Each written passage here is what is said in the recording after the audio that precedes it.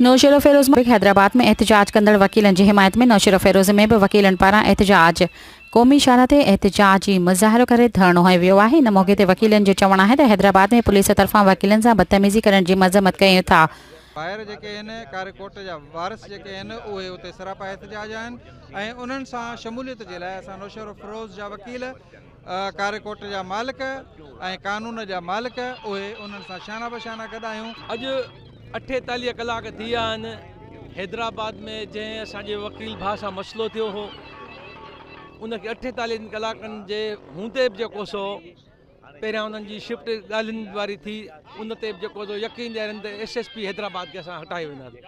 मतिलबु इहो आहे त ही वकील ऐं पुलिस जो झेड़ो न आहे, हे हिकु मालिक ऐं नौकर जो झेड़ो आहे। ॾिस न नौकरी वारो माण्हू कहिड़ो बि आहे, उहो नौकर आवाम जो,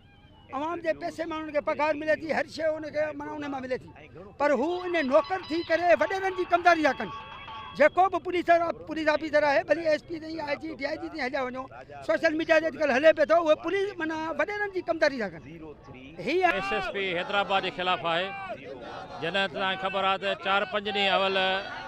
हैदराबाद में हिकिड़े असांजे वकील साहब जी बेइज़ती करे SHO हैदराबाद SSP हैदराबाद उनखे 2 कलाकनि ताईं कन्फाइन कयो हो ऐं उन खां पोइ उनखे हिकिड़ी कूड़ी मन घड़त FIR दाख़िल कई वई ऐं जंहिंखां पोइ उतां जे वकीलनि high court bar high court district bar Hyderabad ऐं मुख़्तलिफ़ ॿियनि बारनि बि एहतजाज कयो ऐं SSP ऑफिस में धरणो ॾिनो हो, जंहिंजे धरणे खे तक़रीबन 8 कलाक मुसलसल उहो धरणो हलियो। जंहिं धरणे खां पोइ उतां जे DIG तारिक धारेजो साहब पाण स्टेटमेंट ॾिनी त असां अपोलाइज कंदासीं वकीलनि सां ऐं सुभाणे वरी बार वञी उनखे असां एक्सक्यूज़ बि कंदासीं ऐं वकील ते जेका FIR थी आहे उहा बि ख़तमु कई वेंदी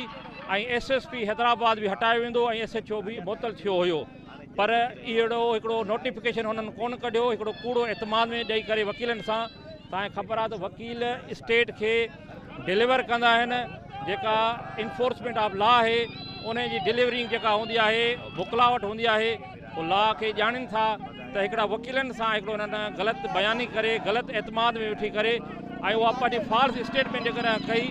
उन जे रिएक्शन में कल्ह हैदराबाद हाईकोर्ट बार ऐं डिस्ट्रिक्ट बार हैदराबाद ऐं KBA बार उन्हनि कॉल कई आहे त असां हीउ जेको असां धरणो